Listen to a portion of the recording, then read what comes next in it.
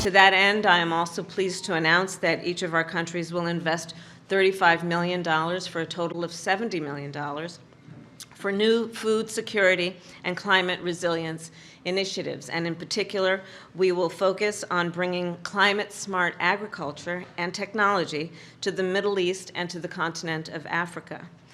Specifically, this new initiative will deploy Israeli and American technology to farmers and innovators. And the type of work that we are talking about will range from the deployment of new water efficiency technologies to African farms, to the expansion of access to mobile apps, which allow, for example, farmers to monitor crop health and help increase food production as a result. And Mr. President, you and I have talked about our work thus far on the African continent. Earlier this year, I was in Zambia and visited a farm there and saw firsthand what climate-smart agriculture is doing, what technology is doing to assist in increasing innovative approaches that will extend the opportunity to address the increasing food security issue that is on that continent. And the work that we are doing together, of course, will increase yield and crop quality while addressing the climate crisis as well. The U.S.-Israeli partnership on this issue will help make all of this work a reality for farmers across the continent of Africa and throughout the Middle East. And our joint investments in the Middle East will help to strengthen the cooperation between Israel and its neighbors. In addition today to the discussion about those topics, we will discuss our work and our continuing work to promote an integrated and interconnected Middle East. We will discuss the work that we will continue to do with the highest priority to counter the threats posed by Iran.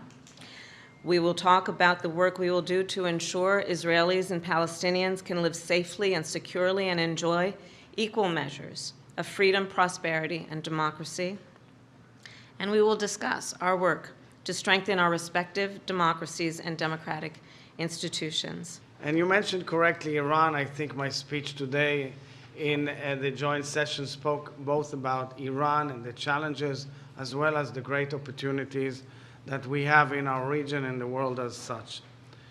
We've seen the Abraham Accords as a revolutionary breakthrough which opens the imagination and therefore calls for further cooperation in many, many fields.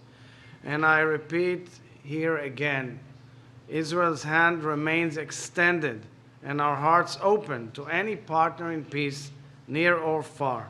This is our deepest aspiration. And of course, the remarkable value of cooperation has been evident across many spheres during the 75 years of Israel's independence. And I'm so pleased that, as was declared by Madam Vice President, we are harnessing today the broad infrastructure of our cooperation to introduce a new joint initiative to address a primary challenge of our time, which is the climate crisis, with its far-reaching implications and repercussions on life on Earth, and of course the possibility of nations to thrive and succeed under such complicated circumstances. I'm very proud that in Israel, my office is behind this nationwide initiative, which is called the Climate Forum. In my forum, the Presidential Climate Forum, which is bringing together stakeholders from across the spectrum, government and public servants, scientists and researchers, entrepreneurs, investors, and civil society activists to harness their collective brainpower and creativity towards finding solutions that will benefit us all and humanity at large, including countries that were mentioned by Vice President Harris.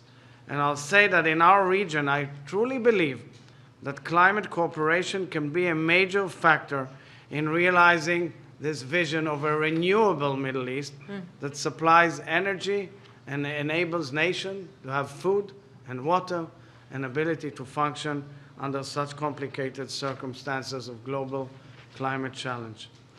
Not long ago, Madam Vice President, you spoke about your childhood memories, collecting donations from the Jewish National Fund for the Jewish National Fund, Keren Kayemet L'Israel, to plant trees in Israel. Yeah. What a great memory.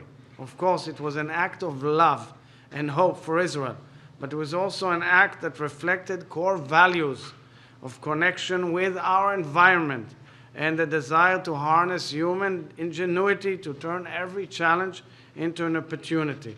Those intentions have never been more at a critical moment in planet Earth than now. And I will end with a small Jewish text which tells the story of God speaking directly to Adam in the Garden of Eden.